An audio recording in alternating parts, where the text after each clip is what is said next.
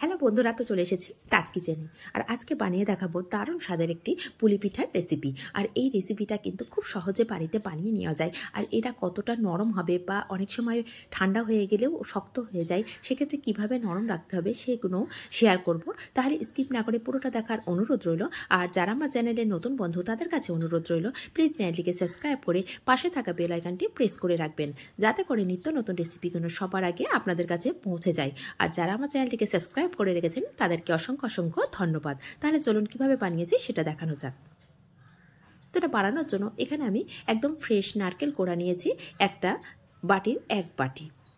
এখানে দিয়ে দেব খেজুরের গুড়। আর এখন খেজুরের গুড় কিন্তু এই শীতের সময় খুব ভালোভাবে উঠে গেছে, সেই জন্য এই খেজুর গুড় দিলে কিন্তু সব পিঠেটাই টেস্ট হয়। আর দিয়ে দিলাম সামান্য একটু লবণ। এই লবণটা দেওয়ার জন্য কিন্তু পিঠেটা অনেকটাই টেস্ট হবে। এখানে যে পুরটা রেডি করব, এই পুরের মধ্যে অনেকে স্কিপ করে যেতে পারেন লবণটা, কিন্তু লবণ দিলে আমার মনে হয় খুব টেস্টি হয় এই যে পুরটা রেডি করব। আর এখানে দিয়ে দিলাম সামান্য এলাচের গুঁড়ো। আর এই এলাচ গুঁড়ো দেওয়ার পরে এই সব উপকরণগুলো খুব ভালো করে একটু মিশিয়ে নেব। এইভাবে হাত দিয়ে একটু চেপে চেপে করে মিশিয়ে নেব। যেহেতু নারকেলটা অনেকটাই শুকনো, প্রথমে আমি দেখিয়েছিলাম, আর এখন আমি মাখানোর পরেও আমি হাতটা নিয়ে দেখিয়ে দেবো। দেখুন হাতটা কতটা শুকনো আছে, কিন্তু এই নারকেলের মধ্যে কিন্তু অনেকটাই পরিমাণে দুধ থাকে। সেটা এভাবে চেপে চেপে ভালো করে একসঙ্গে মিশিয়ে নিলে কিন্তু সেটা অনেকটাই নরম হয়ে যাবে। আর এর মধ্যে আমি দিয়ে দেব 2 চামচ জল। এই জলটা দেওয়ার জন্য কিন্তু অনেকটাই নরম হয়ে গেছে। আর যে গুড়গুলো দেওয়া ছিল সেটাও কিন্তু মেল্ট হয়ে যাচ্ছে, সেটা দেখেই বুঝতে পারছেন। তো এইভাবে আমি কিন্তু একটু সময় ধরে ভালো করে মিশিয়ে নিলাম। আর যদি না মিশিয়ে নেওয়া হয় সেক্ষেত্রে কিন্তু পুরটা যখন রেডি করি তখন কিন্তু একটা ছাড়া ছাড়া ভাব থাকে, কিন্তু যখন এটা আমি এইভাবে জল দিয়ে মেখে নেব সেক্ষেত্রে পুরটা কিন্তু একটা আঠালো ভাব চলে আসে। সেটা একটু যদি এইভাবে বানিয়ে দেখেন তাহলেই কিন্তু বুঝতে পারবেন। তো এখানে গ্যাসের ফ্লেমটা এখন আমি অন করে দিয়েছি, দিয়ে এইভাবে ফ্লেমটাকে মিডিয়ামে রেখে একভাবে এটাকে নাড়াচাড়া করে নেব। আর নাড়াচাড়া করতে করতে দেখুন জলটা কিন্তু ছেড়ে দিতে শুরু করে দিয়েছে। যেহেতু নারকেলটা ঝুনো নারকেল, একদম শুকনো নারকেল, সেই জন্য কিন্তু নারকেল থেকে দুধ বার হতেও শুরু হয়েছে। আর এখানে যে জল দিয়েছিলাম সেই জলটা তো অবশ্যই আছে, আর গুড়টা মেল্ট হয়ে কিন্তু জলের পরিমাণটা দেখে বুঝতে পারছেন। তো একভাবে নাড়াচাড়া করতে করতে আমি এখানে শুকনো করে নিয়েছি। আর যদি এই পুর রেডি করতে করতে অন্য কোনো কাজ করেন সেক্ষেত্রে ফ্লেমটা কিন্তু একদম লো রাখতে হবে। আর যদি পুরটা একভাবে রেডি করা হয় সেক্ষেত্রে মিডিয়ামে রেখে কিন্তু এই পুরটা রেডি করে নিতে হবে। যদি ফ্লেমটা মিডিয়াম টু হাইয়ে রাখা হয় সেক্ষেত্রে পুরটা কিন্তু পুড়ে যাওয়ার সম্ভাবনা থাকবে, খেতে একদমই টেস্ট লাগবে না। সেই জন্য একটু সময় ধরে খুব ভালোভাবে রেডি করে নিতে হবে। তো আমি খুব কাছে থেকে একটা স্প্যাচুলার সঙ্গে তুলে দেখিয়ে দিচ্ছি, দেখুন কতটা একটা আঠালো ভাব চলে এসেছে। সেই জন্যই কিন্তু পুরটাকে আগে যখন রেডি করছিলাম খুব ভালো করে একটু মাখিয়ে নিয়েছি। আর এই সাইড দিয়ে আমি দেখিয়ে দিচ্ছি যে কতটা শুকনো হয়েছে। তো এখন পুরটা আমার একদম রেডি হয়ে গেছে। এটাকে আমি তুলে রেখে দেবো একটা বাটির মধ্যে। তো বাটির মধ্যে তুলে নিয়েছি, নিয়ে এখানে আমি আবারও গ্যাসের ফ্লেমটাকে অন করে কড়াটাকে বসিয়ে দিচ্ছি। দিয়ে এর মধ্যে দিয়ে দেবো আমার হাতের কাছে থাকবে যেটা, যে কোনো কাপ বা বাটি সেটাই সেট করে নেব। তো আমি হাতের কাছে একটা বাটি ছিল সেটাই সেট করে নিয়েছি। এখানে এই বাটি মেপেই আমি 2 বাটি জল দিলাম। দিয়ে এর মধ্যে দিয়ে দেবো স্বাদ অনুযায়ী লবণ। তো জলটা কিন্তু খুব ভালো করে ফুটতে শুরু করেছে।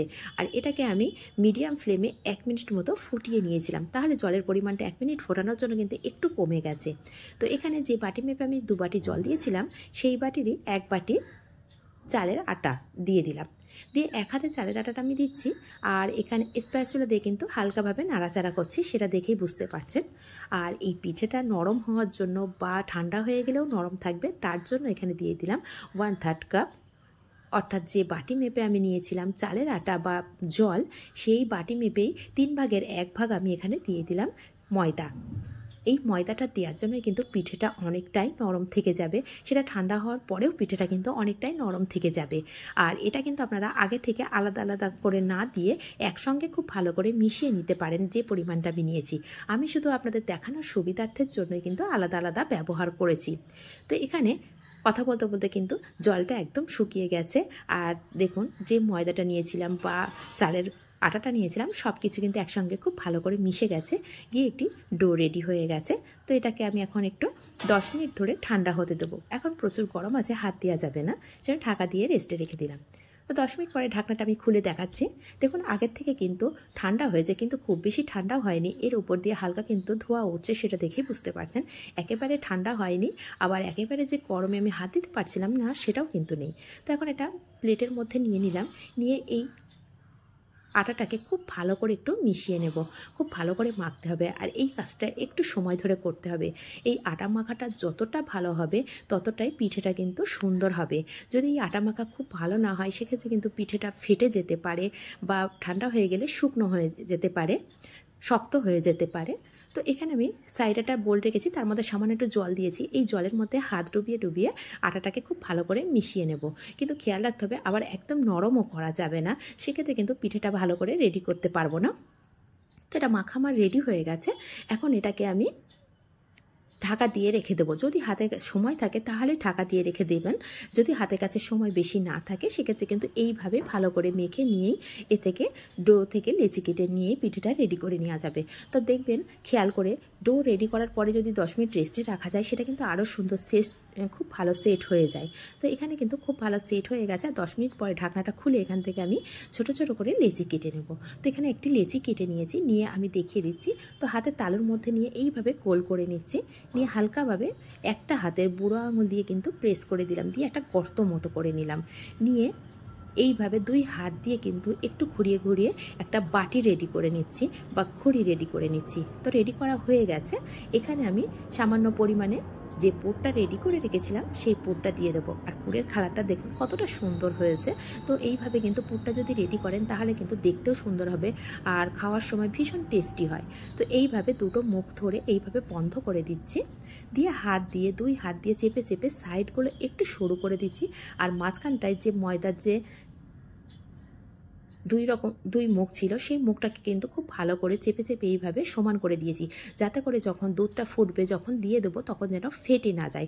এই দিকটা খুব খেয়াল করে রাখতে হবে। তো এখানে আরও একটা লেচি নিয়েছি, নিয়ে ঠিক একইভাবে খুঁড়িটা করছি। আর আমি হাতটা কিন্তু কিভাবে নিয়েছি সেইটা দেখিয়ে দিচ্ছি খুব ভালো করে, আর কিভাবে চেপে চেপে খুঁড়িটা রেডি করছি। অনেকে খুঁড়ি বানাতে পারেন না, সেই জন্যই কিন্তু আমি 2বার করে দেখিয়ে দিলাম। তো এখানেও ঠিক একইভাবে আমি অল্প পরিমাণে পুর নিয়ে নিলাম, নিয়ে ঠিক একইভাবে এইভাবে মুখটাকে বন্ধ করে দিলাম, দিয়ে 2 সাইডে একটু সরু করে দিয়ে আমি হালকা হাতে এইভাবে প্রেস করে নিচ্ছি। নিলেই দেখুন তৈরি হয়ে যাচ্ছে পুলিগুলো। আর এই পুলিটা তৈরি করা কিন্তু একদমই সহজ, খুব সহজেই কিন্তু বানিয়ে নেওয়া যায়। তো এইভাবে সমস্ত পুলিটাকেই আমি রেডি করে নিয়েছি। এগুলো রেডি হয়ে গেছে। এদিকে সাইডে আমি একটি কড়া বসিয়ে দিয়েছি, দিয়ে এখানে আগে থেকে আমি 700 ml দুধ নিয়েছিলাম, নিয়ে এখানে আমি ফুটিয়ে সেটাকে প্রায় 400 গ্রাম করে রেখে দিয়েছি। আর দুধটা দেখেই বুঝতে পারছেন কতটা ঘন, অনেকটাই আমি ঘন করে রেখে দিয়েছিলাম। আর এখানে দিয়ে দিলাম 1/4 কাপ পাউডার দুধ, দিয়ে এটাকে খুব ভালো করে একটু মিশিয়ে নেব। আর দুধটা কিন্তু হালকা গরম ছিল বলেই আমি মিশিয়ে দিলাম।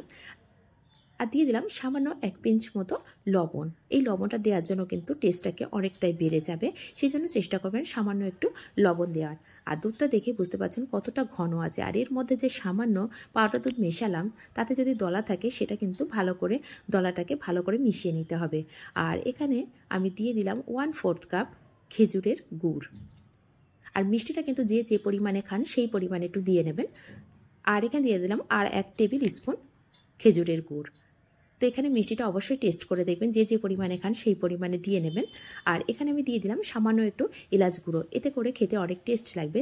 যারা পছন্দ করে না এলাচ গুঁড়ো সেক্ষেত্রে সামান্য 1 চামচ একটু শেষের দিকে ঘি দিয়ে দেবেন, তাতেও কিন্তু অনেক টেস্ট বেড়ে যাবে। তো দুধটা দেখুন খুব ভালো করে ফুটিয়ে নিয়েছি, ফুটে গেছে। এই পর্যায়ে আমি সমস্ত যে পুলিটা রেডি করে রেখেছিলাম সেই পুলিগুলো দিয়ে দেব। আর এখানে বলে রাখি দুধটা কিন্তু আগে থেকে আমি ঘন করে রেখেছিলাম বলে খুব বেশি কিন্তু আমার ফোটাতে হলো না, না হলে কিন্তু ফুটিয়ে কিন্তু কমিয়ে নিতে হতো। তো আগে থেকে চেষ্টা করবেন কমিয়ে রেখে দেওয়া, যখন পুলি রেডি করবেন তখন আর খুব বেশি ফোটানোর প্রয়োজন হবে না। তো সমস্ত কিছু দিয়ে আমি গ্যাসের ফ্লেমটাকে এখন অফ করে রেখে দিয়েছি, ঢাকা দিয়ে দিয়েছিলাম। ঢাকা দেওয়ার পরে একবার ভালো করে একটু ফুটিয়ে নেব। ফুটিয়ে নেওয়ার পরে গ্যাসের ফ্লেমটাকে অফ করে দেব। আর এখানে খুব বেশি ফোটানোর প্রয়োজন নেই, খুব বেশি ফোটালে অনেক সময় পুলিগুলো কিন্তু খুব শক্ত হয়ে যায়। তো এই পর্যায়ে গ্যাসের ফ্লেমটাকে আমি অফ করে রেখে দিয়েছি, দিয়ে আমি 10 মিনিট পরে এটাকে সার্ভ করে দেখাচ্ছি। এটা যদি খুব ঠান্ডা হয়ে যায় তখনই সার্ভ করতাম, কিন্তু বাচ্চারা এতটাই ব্যস্ত করছে সেই জন্য কিন্তু তাড়াতাড়ি আমি সার্ভ করে দিতে বাধ্য হলাম। তো দেখুন পুলিগুলো দেখতেও যেমন সুন্দর হয়েছে, আর যে দুধটা আছে সেটার কালারটাও কতটা সুন্দর হয়েছে। তো এইভাবে কিন্তু একবার হলো বাড়িতে বানিয়ে দেখতে পারেন। আর রেসিপিগুলো কেমন লাগছে অবশ্যই কমেন্ট করতে কিন্তু ভুলবেন না। যদি ভালো লাগে আমার রেসিপিগুলো তাহলে লাইক, শেয়ার, কমেন্ট অবশ্যই করবেন। তাহলে আজ এই পর্যন্ত, আবার আসবো। ধন্যবাদ।